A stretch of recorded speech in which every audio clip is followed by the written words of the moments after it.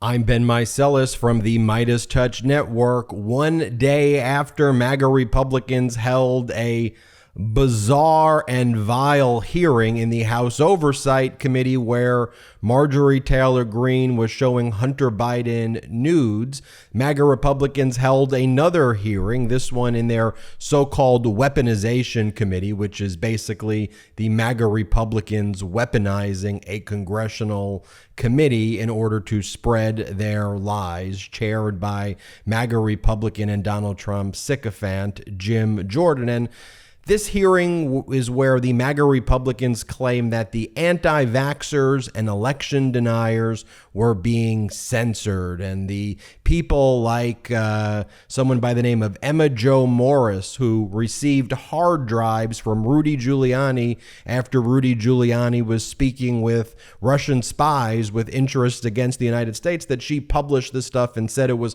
Hunter Biden's laptop, even though it was a hard drive. Or their special guest at the Weaponization Committee, RFK Jr., who, in my opinion, just continued to lie and lie throughout the hearing. So let me show you what went down at the hearing. Let me show you what the MAGA Republicans were saying. Let me show you how the Democrats pushed back. And again, some brilliant performances here by the Democrats. Some great cross-examination, some great questions. But here, MAGA Republican Jim Jordan begins the hearing by amplifying the right-wing claims that Hank Aaron, who was 86, died because of the COVID vaccine. This is false, but play the clip. The subject line says, flagging Hank Aaron misinformation. Now, misinformation is when you don't have the facts right. You're saying things that aren't true. But when you look at Mr. Kennedy's tweet, there was nothing in there that was factually inaccurate. Hank Aaron, real person, great American, passed away after he got the vaccine, pointing out facts. And yet the White House on the third day was trying, actually 1:04 a.m. on January 23rd, 2021, 37 hours into the administration, they were trying to censor Mr. Kennedy. I find that interesting, the irony here, trying to censor the guy who's actually their Democrat primary opponent. Go figure. And next, here is Democratic Congresswoman Stacey Plaskett. Here's what she had to say about the MAGA Republicans. Play the clip. These are the fruits of this committee's majority investigations. If MAGA Republicans agree with you, you're given a platform to spread any conspiracy theories, no matter how harmful. And if they disagree with you, you get death threats until you have to go away. These folks have a plan. They want to force social media companies to promote conspiracy theories because they think that's the only way their candidate can win the 2024 election. They want to bully the experts into abandoning their work on disinformation to pave the way. They want to give expression to the most vile sorts of speech here in this committee room because it prepares the ground for their own conspiracy theories and pseudoscience. And they apparently don't care how many people are hurt or die as a consequence of their actions, either through lies about vaccines or threats to the safety of witnesses, because nothing is more important to them than power. Democratic Congressmember Dan Goldman had to remind Jim Jordan that you have to swear witnesses in. We'll now go with opening testimony. Mr. Kennedy, you are recognized for your opening statement.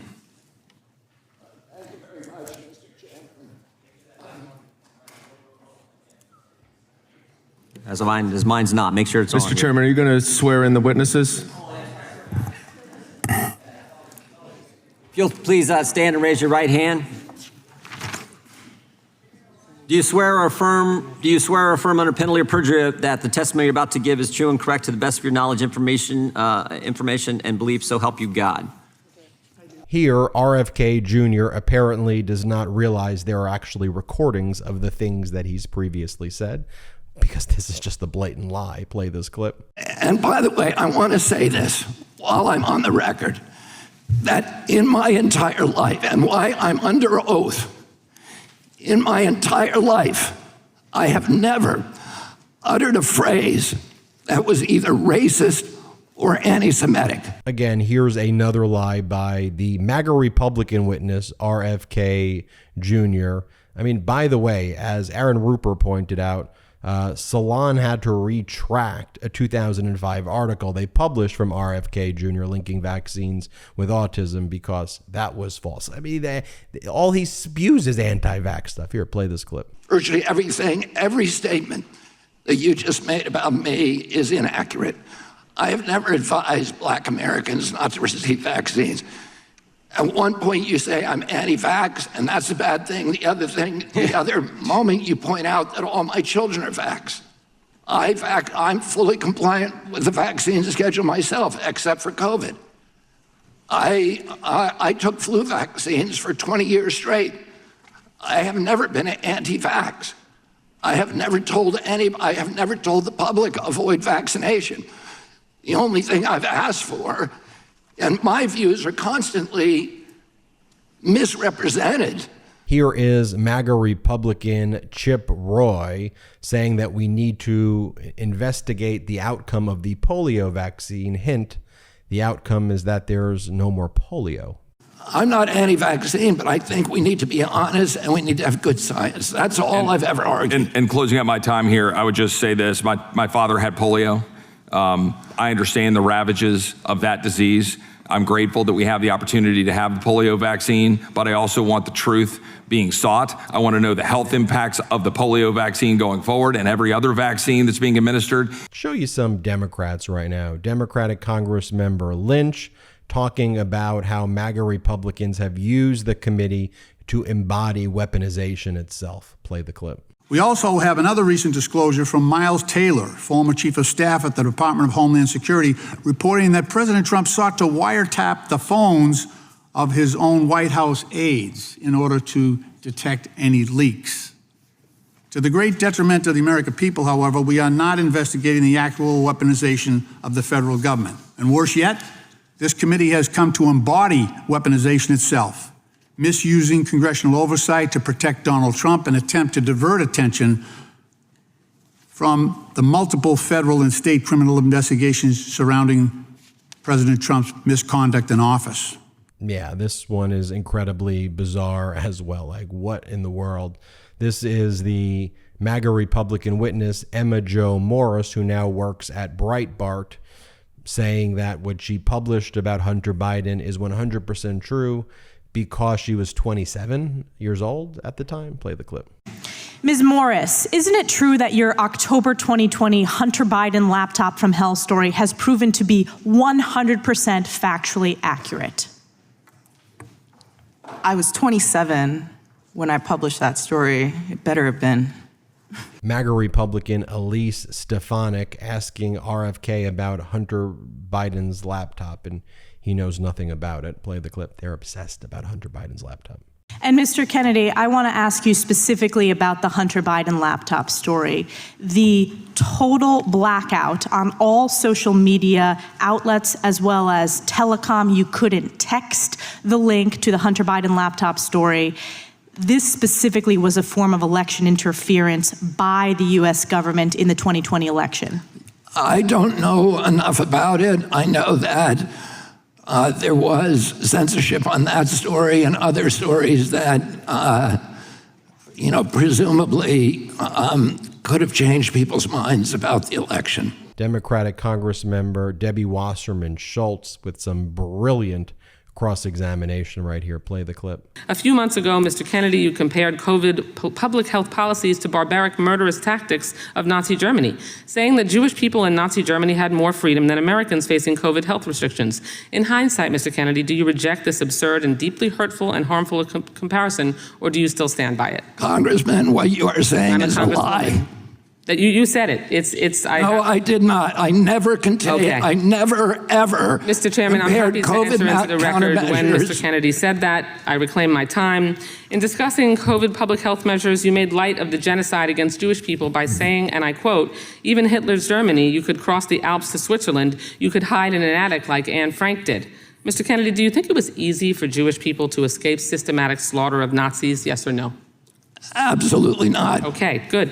Mr. Kennedy, do you think it was just as hard to wear a mask during COVID as it was to hide under floorboards or false walls so you weren't murdered or dragged to a concentration camp? Yes or no? Excuse me? That's a question, yes or no? I didn't hear your question. Okay. I said, do you think it was just as hard to wear a mask during COVID as it was to hide under floorboards or false walls so you weren't murdered or dragged to a concentration camp? Of course not. That's ridiculous. But that's a comparison that you made. I did not make that comparison. Were the measures taken to contain the spread and fatalities related to COVID in any way at all comparable to the murder of 6 million Jews, yes or no? Absolutely not. Okay. Let's be very clear here. There's no legitimate comparison to the Holocaust. It doesn't matter if you're talking about AI, vaccine mandates, or anything else. There is no comparison. And if this were a slip of the tongue, Mr. Kennedy, or a one-off comment, we would all move on. But there's a deeply disturbing pattern. In 2015, you apologized to all those, quote, whom I offended by my use of the word Holocaust to describe the autism epidemic. When discussing efforts to encourage others to get vaccinated for COVID-19, you said Nazis did that in the camps in World War II. They tested vaccines on gypsies and Jews. That was a quote. Like before, you apologized for invoking the Holocaust, saying, quote, to the extent my remarks caused hurt, I am truly and deeply sorry. These are not real statements of contrition or remorse. They are passive-aggressive non-apologies that blame the listener for reacting to the lie you just read. And I think right here, Democratic Congressmember Connolly just brought down the House with this statement, basically shaming RFK Jr. for what he's done and what this overall committee that the MAGA Republicans control has done. Play the clip. I've been in this Congress 15 years. And I never thought we'd descend to this level of Orwellian dystopia.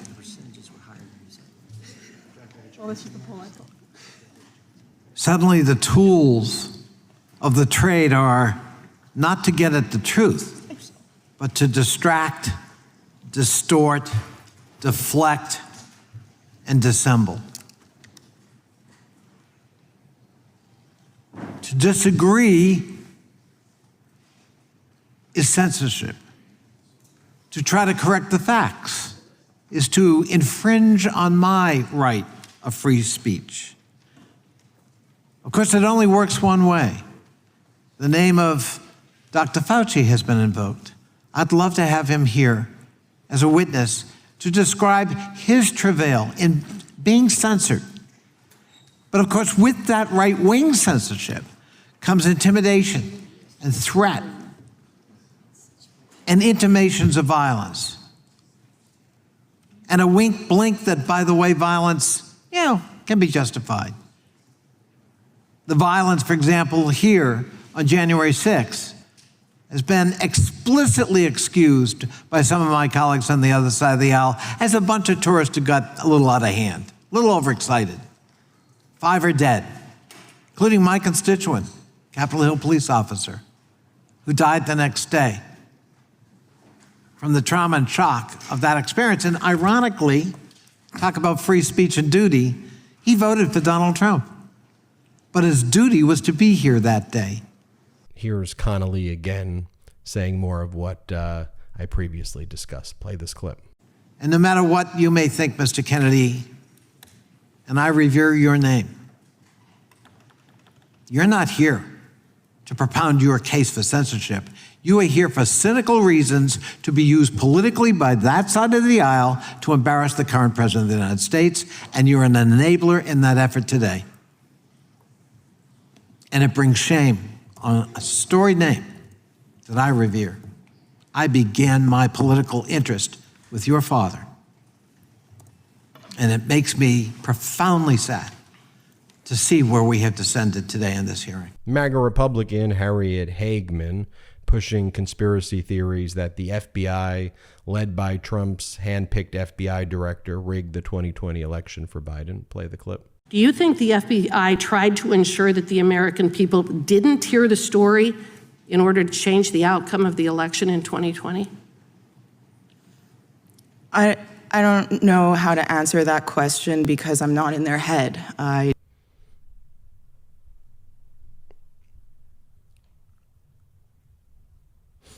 Here is Democratic Congressmember Dan Goldman playing the video of RFK Jr. claiming COVID targeted Caucasians and black people and spared Chinese and some Jewish people. And Goldman asks, well, considering that I'm an Ashkenazi Jew and I got COVID, should I be worried about my genetics? And again, just pushing back against these Republican lies, these anti-vaxxer lies that are so dangerous. It's so important to spread the truth here. Play this clip. I'd like to quickly play a short video, if we could. COVID-19 is targeted to attack Caucasians and black people. The people who are most immune are Ashkenazi Jews and Chinese. Mr. Kennedy, I have a simple question for you as an early victim of COVID. I actually got it March 10th, 2020. And my question to you is whether you think I should be worried about my genetics as an Ashkenazi Jew because I did contract COVID. No, not at all. And that statement that you saw there is a truncated version of a larger statement. No, I understand. You issued a clarification. Where I was describing, I understand. Hold on. I had a simple question. You're now going on. I'm reclaiming my time. Here, Democratic Congress member Dan Goldman speaks to or questions one of the MAGA Republican witnesses, Emma Jo Morris. Again, she now works at Breitbart. She used to work at the Post. And he says, you know, you got that hard drive from Giuliani, who was openly associating with agents of Russia intelligence, right? Play this clip. I want to focus now, Ms. Morris, on the laptop. There's been a lot of talk about the laptop being real. And that is true. There was a laptop. It's a computer, keyboard, screen. It is real. But you never got a laptop before you wrote that story, did you? That's correct. You got a hard drive. Hard drive. And you received that hard drive from Rudy Giuliani, right? Yep. Okay. Who had been openly associating with an agent of Russian intelligence in the months leading up to your story. You agree with that, right? I guess. Now, did you do a forensic examination of that hard drive before you printed your story? We had tech people in the Post looking at it, yes. That's a forensic analysis? No, not. I highly doubt the New York Post has the ability to do a forensic analysis of a hard drive. Okay. Ms. Morris, were you the primary drafter of this article? Yes. Bruce Golding was not the primary author? No. Drafter? No. Did he help with the article? Yes. And then isn't it true that he decided to withdraw his name from the byline because of concerns that he had? I wasn't involved with that. Well, isn't it true, whether you were involved in it or not? I don't know the details. But he did withdraw his name from the byline. His name was not published. Right. Well, I'd like to introduce for the record an article in the New York Times that says the first line is New York Post front page article about Hunter Biden was written mostly by a staff reporter who refused to put his name on it, two Post employees said. And here, Congressman Goldman pointing out facts that the whole thing that I guess MAGA Republicans are complaining about, some tweet that they're worried about, it was never even taken down. The tweet was kept up by the social media platform. Play the clip. And if we're talking about censorship here, which I believe is presumably the reason why Mr. Kennedy is here, the tweet that you've identified was never taken down.